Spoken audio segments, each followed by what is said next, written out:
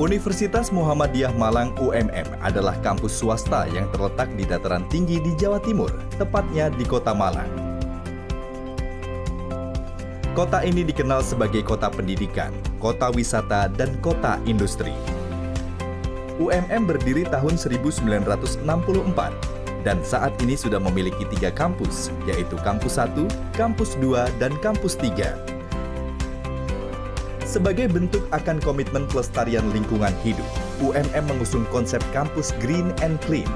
Konsep ini merupakan ikhtiar nyata untuk menciptakan iklim kampus yang sehat, bersih, dan nyaman bagi penghuninya agar semakin kreatif dan produktif. UMM memperoleh pengakuan prestasi dari berbagai pihak, di antaranya akreditasi institusi dengan nilai A dari BAN PT dan Anugerah Kampus Unggul atau AKU dari Kopertis 7 Jawa Timur sebagai kampus paling unggul kategori universitas selama 9 tahun berturut-turut sejak tahun 2008.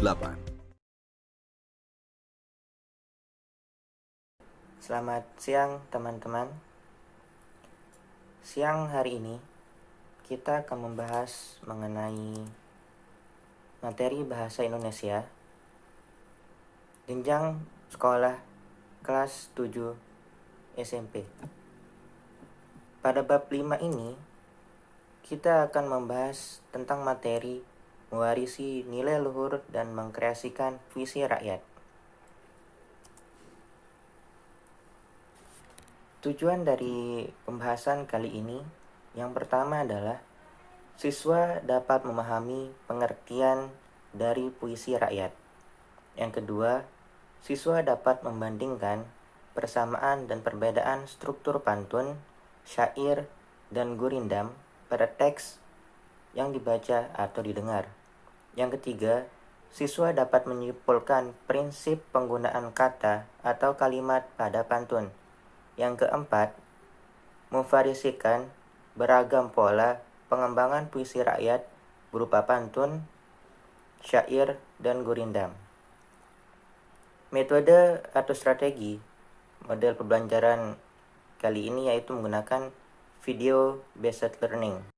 Baik, pada materi kali ini tentang mewarisi nilai luhur dan mengkreasikan puisi rakyat akan terbagi menjadi 5 bagian. Yang pertama, mengenal dan memahami puisi rakyat.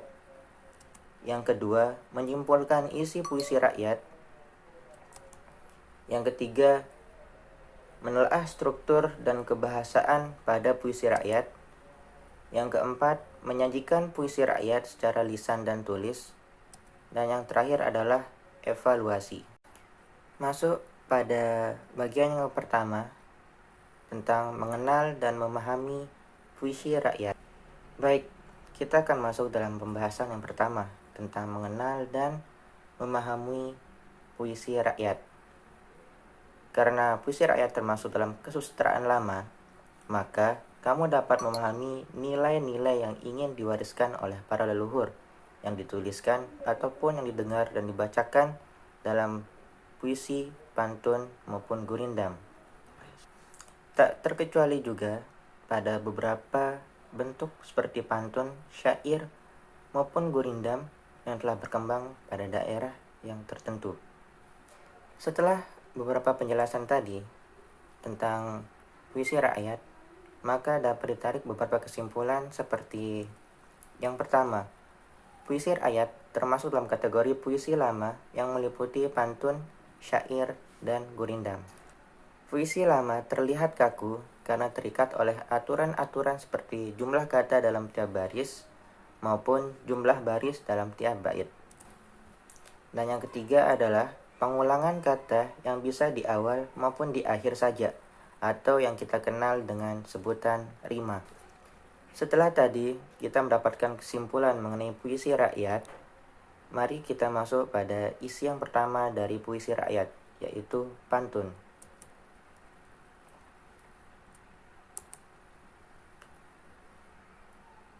Pantun sendiri adalah puisi Melayu yang mengakar dan membudaya dalam masyarakat. Puisi juga dapat diartikan sebagai suatu ucapan yang teratur, arahan yang mendidik, dan bentuk kesantunan. Fungsi dari pantun sendiri yaitu untuk mendidik sambil menghibur. Melalui pantun, kita menghibur orang dengan permainan bunyi bahasa, menyindir, namun dalam artian menegur bahwa sesuatu itu kurang baik, secara tidak langsung atau memberi nasihat. Namun, ini bukan berarti kita tidak tegas jika hendak mengatakan sesuatu. Namun, melalui pantun ini, dengan fungsinya, kita memiliki gaya tersendiri dalam mengatakan sesuatu, baik untuk menegur maupun menasihati. Baik, ciri-ciri pantun. Yang pertama, tiap bait terdiri atas 4 baris atau larik. Yang kedua, tiap baris terdiri atas 8 sampai 12 suku kata. Yang ketiga, rima akhir setiap baris adalah AB-AB. Yang keempat, baris pertama dan kedua merupakan sampiran. Dan yang terakhir, baris ketiga dan keempat merupakan isi.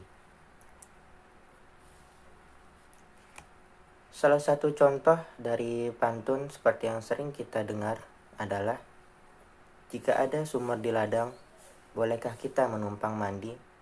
Jika ada umur yang panjang, bolehkah kita berjumpa lagi? Nah, pada baris pertama dan kedua, itulah yang disebut dengan sampiran, yaitu bila ada sumur di ladang, dan yang baris kedua, bolehkah kita menumpang mandi? Inilah yang disebut dengan sampiran.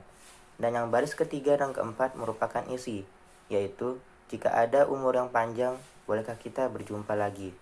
Dan rima akhir setiap baris merupakan AB-AB, seperti pantun yang telah saya sebutkan tadi. Setelah tadi kita menjelaskan mengenai pantun yang merupakan isi pertama dari puisi rakyat, kita akan masuk dalam isi yang kedua dari puisi rakyat, yaitu syair. Sama seperti pantun yang telah kita sebutkan, bahwa syair juga merupakan puisi lama. Syair berasal dari Persia dan dibawa masuk ke Nusantara bersama dengan masuknya Islam ke Indonesia. Dalam perkembangannya, syair tersebut mengalami perubahan dan modifikasi sehingga menjadi khas Melayu. Tidak lagi mengacu pada tradisi sastra syair negeri Arab. Penyair yang berperan penting dalam membentuk syair khas Melayu adalah Hamzah Fansuri dengan karyanya seperti Syair Perahu, Syair Burung Pingai, Syair Dagang, dan Syair Sidang Fakir. Ciri-ciri syair. Yang pertama, setiap bait terdiri dari 4 baris. Yang kedua, setiap baris terdiri atas 8 sampai 14 suku kata. Ini berbeda dengan pantun yang setiap barisnya terdiri dari 8 sampai 12 suku kata. Yang ketiga, bersajak AA-AA, dan ini berbeda dengan pantun yang bersajak atau berima AB-AB. Yang keempat, semua baris adalah isi. Dan ini berbeda dengan pantun yang dimana baris pertama dan kedua merupakan sampiran dan baris ketiga dan keempat adalah isi. Namun pada syair, semua baris adalah isi. Dan yang terakhir, pada syair biasanya menggunakan bahasa yang berupa kiasan. Setelah menjelaskan tentang pantun dan syair, maka inilah isi yang ketiga dari puisi rakyat, yaitu gurindam. Bagi saya pribadi, di antara ketiga isi dari puisi rakyat, antara pantun, syair, dan gurindam, maka gurindam merupakan puisi rakyat yang paling jarang dibahas. Mungkin banyak yang bertanya, apa itu gurindam? Gurindam sendiri adalah puisi rakyat yang sama seperti pantun dan syair yang merupakan puisi lama Namun berbeda dengan pantun dan syair, yang dimana syair berasal dari Persia, maka Gurindam sendiri berasal dari negeri India, yang dimana dalam bahasa Indianya ditulis dengan kirindam, yang berarti mula-mula atau perumpamaan. Di India tersebut, yang dimana merupakan negeri asal dari Gurindam, Gurindam sangat syarat akan nilai agama dan moral. Maka tak dapat dipungkiri bahwa Gurindam bagi orang dulu sangat penting dan jadikan norma dalam kehidupan. Ciri-ciri dari Gurindam yang pertama, terdiri atas 2 baris dalam sebait, dan ini sudah sangat berbeda dari puisi serta syair. Yang kedua, tiap baris memiliki jumlah kata sekitar 10-14 kata, dan ini sudah sangat lebih banyak dari pantun dan syair. Yang ketiga, tiap baris memiliki rima sama atau bersajak AA, BB, CC, dan seterusnya. Yang keempat, merupakan satu kesatuan yang utuh. Tidak ada lagi pembagian antara sampiran maupun isi atau isi semua, tapi merupakan satu kesatuan yang utuh. Yang kelima, baris pertama berisi soal, masalah atau perjanjian.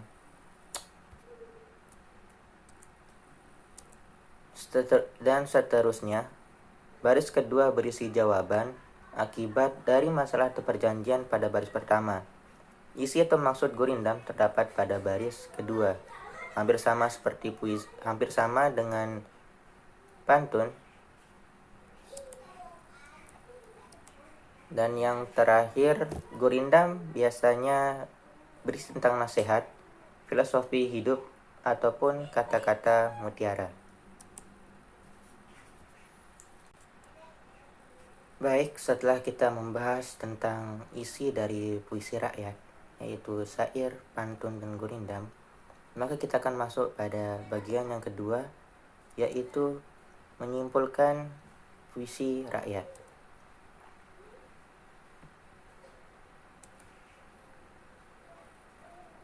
Simpulan yang dapat kita raih setelah menjelaskan ataupun mengetahui tentang pembacaan ataupun puisi, syair, dan Gurindam yang kita dengar maupun baca adalah kita dapat memahami isi yang berupa nilai-nilai luhur warisan nenek moyang.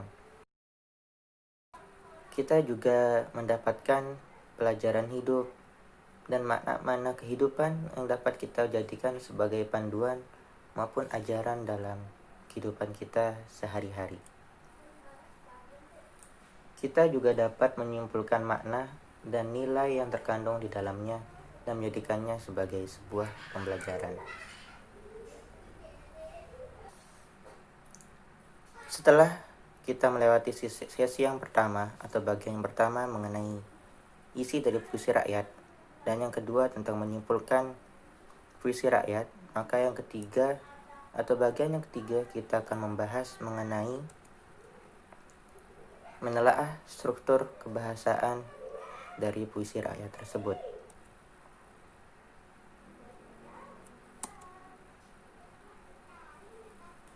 Berikut beberapa hal yang harus dilakukan pada saat menelaah. Yang pertama, menelaah ragam pola pengembangan pantun serta struktur pantun. Yang kedua, menelaah struktur dan bahasa Gurindam. Yang ketiga, menelaah struktur dan aspek kebahasaan yang ada pada syair. Setelah kita membahas tentang bagian-bagian tersebut, kita akan masuk pada bagian yang keempat. Bagian 4 yaitu menyajikan puisi rakyat secara lisan maupun tertulis. Baik, sesuai dengan bagian keempat, yaitu menyajikan puisi rakyat secara lisan maupun tertulis, maka hal yang pertama yang perlu kita ketahui adalah langkah dalam membuat pantun. Antara lain, yang pertama yaitu tentukan ide yang akan disampaikan. Seperti kalau hidup bekerja keras, kelak hidupnya menjadi sukses. Yang kedua yaitu menata ide menjadi 2 larik. Sesuai dengan yang telah dijelaskan tadi pada bagian yang pertama tentang pantun, dengan bunyi akhir yang berbeda, yaitu AB, AB. Yang ketiga, memilih kosakata yang di akhir dengan bunyi seperti 2 larik. Seperti yang telah dijelaskan tadi, bisa jadi puisi itu berbentuk ABAB atau AABB. Namun yang paling sering kita dengar dan paling sering kita temukan adalah ABAB. Yang keempat, membuat larik sampiran dari benda atau kondisi yang tidak berkaitan langsung dengan isi. Yang kelima, menata kembali kalimat atau larik dengan rima dari kosakata yang berima sama. Seperti contoh pantun telah dijelaskan tadi, seperti jika ada sumur di ladang, bolehkah kita menumpang mandi? Jika ada umur yang panjang, bolehkah kita berjumpa lagi? Itu dengan kosakata yang berima sama.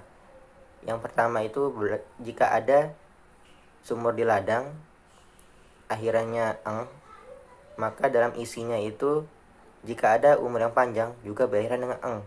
Sama seperti sampiran yang baris kedua, bolehkah kita menumpang mandi, akhirannya i, maka isi dari baris kedua seharusnya berakhiran i juga, yaitu bolehkah kita berjumpa lagi. Yang keenam adalah menata pantun secara logis. Maksud dari menata pantun secara logis yaitu terdapat dalam isi, yang dimana baris pertama dan baris kedua haruslah berkaitan. Tidak boleh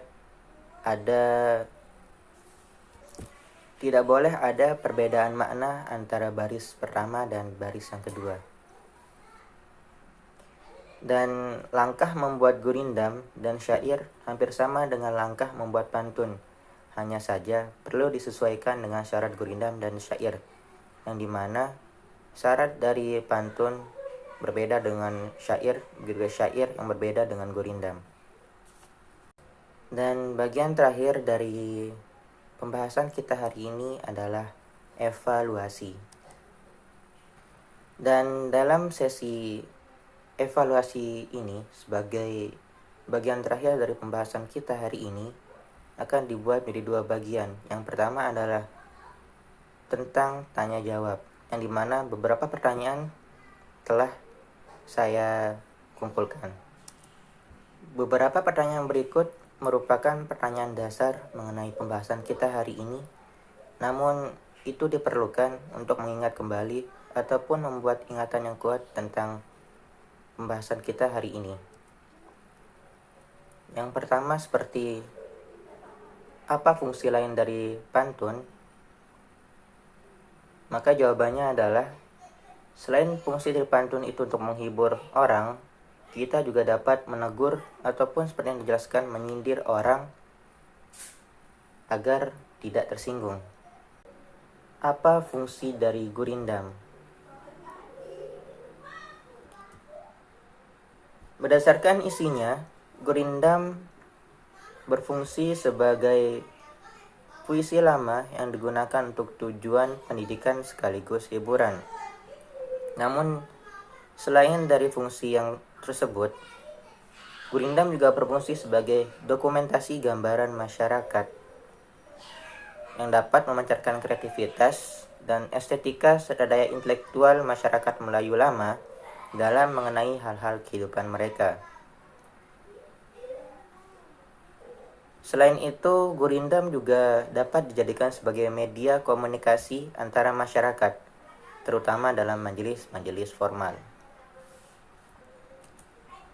Pertanyaan terakhir,